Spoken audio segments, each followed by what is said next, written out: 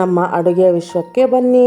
ನಾಳೆ ದಸರಾ 7ನೇ ದಿನ ಶ್ರೀ ಸರಸ್ವತಿ ದೇವಿ ಅಮ್ಮನವರಿಗೆ ಇಷ್ಟವಾದ ಕದಂಬ ಹೇಗೆ ಮಾಡಬೇಕೋ ತೋರಿಸ್ತೀನಿ ರೀ. ಒಂದು ಬಟ್ಲಲ್ಲಿ ಒಂದು ನುಗ್ಗೆಕಾಯಿನ ಹಚ್ಕೊಂಡು ಹಾಕ್ಕೊಳ್ಳಿ. 1 ಕಪ್ ಕುಂಬಳಕಾಯಿ ಹಾಕ್ಕೊಳ್ಳಿ. 1 ಕಪ್ ಕ್ಯಾಪ್ಸಿಕಮ್ ಹಾಕ್ಕೊಳ್ಳಿ. 1 ಕಪ್ ಕ್ಯಾರೆಟ್ ಹಾಕ್ಕೊಳ್ಳಿ. 1 ಕಪ್ ಬಟಾಣಿ ಹಾಕ್ಕೊಳ್ಳಿ. 1 ಕಪ್ ಆಲೂಗಡ್ಡೆ ಹಾಕ್ಕೊಳ್ಳಿ.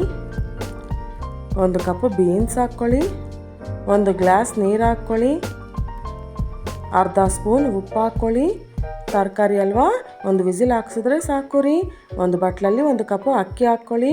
3/4 ಕಪ್ಪು ತೊಗರಿಬೇಳೆ ಹಾಕ್ಕೊಳ್ಳಿ. ನೀರು ಹಾಕ್ಕೊಂಡು ಚೆನ್ನಾಗಿ ತೊಳ್ಕೊಳ್ಳಿ. 1 ಕಪ್ ಅಕ್ಕಿಗೆ 5 ಕಪ್ಪು ನೀರು ಹಾಕ್ಕೊಳ್ಳಿ.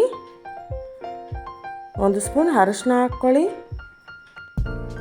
ರುಚಿಗೆ ತಕ್ಕಷ್ಟು ಉಪ್ಪು ಹಾಕ್ಕೊಳ್ಳಿ. ಚೆನ್ನಾಗಿ ಬೇಯಿಸ್ಕೊಳ್ಳಿ. ನೋಡಿ, ಅಕ್ಕಿ ಬೇಳೆ ಎಲ್ಲ ಚೆನ್ನಾಗಿ ಬೆಂದಿದೆ ಅಲ್ವಾ, ಇದನ್ನು ಸ್ವಲ್ಪ ಸ್ಮ್ಯಾಶ್ ಮಾಡ್ಕೊಳ್ಳಿ. ಇದನ್ನೆಲ್ಲ ಒಂದು ದೊಡ್ಡ ಬಟ್ಲಿಗೆ ಹಾಕ್ಕೊಳ್ಳಿ. ನಾವು ಬೇಯಿಸ್ಕೊಂಡಿರೋ ತರಕಾರಿನೂ ಹಾಕ್ಕೊಳ್ಳಿ. 1 ಗ್ಲಾಸ್ ನೀರು ಹಾಕ್ಕೊಳ್ಳಿ. ಸ್ವಲ್ಪ ಕಲಿಸ್ಕೊಳ್ಳಿ. 1 ದೊಡ್ಡ ನಿಂಬೆ ಹಣ್ಣಷ್ಟು ಹುಣಸೆ ಹಣ್ಣನ್ನು ನೆನೆಸ್ಕೊಳ್ಳಿ. ಅದನ್ನು ಹಿಸುಕೊಂಡು ಅದರ ರಸ ಹಾಕ್ಕೊಳ್ಳಿ. ಸ್ವಲ್ಪ ಕಲಿಸ್ಕೊಳ್ಳಿ. ರುಚಿಗೆ ತಕ್ಕಷ್ಟು ಖಾರ ಹಾಕ್ಕೊಳ್ಳಿ.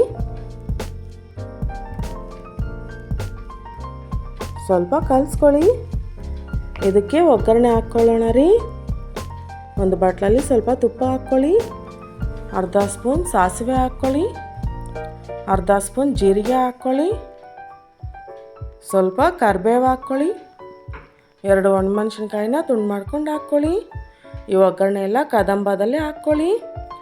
ಸಣ್ಣ ಉರಿಯಲ್ಲಿ ಚೆನ್ನಾಗಿ ಕಲಿಸ್ಕೊಳ್ತಾ 5 ನಿಮಿಷದವರೆಗೂ ಕುದಿಸ್ಕೊಳ್ಳಿ. ಇಳಿಸೋಕ್ಕೂ ಮುನ್ನ ಸ್ವಲ್ಪ ಕೊತ್ತಂಬರಿ ಹಾಕ್ಕೊಳ್ಳಿ.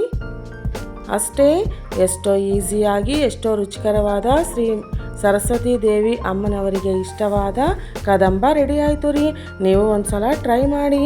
ಇಷ್ಟ ಆದರೆ ನಮ್ಮ ಅಡುಗೆ ಚಾನಲ್ನ ಸಬ್ಸ್ಕ್ರೈಬ್ ಮಾಡ್ಕೊಳ್ಳಿ.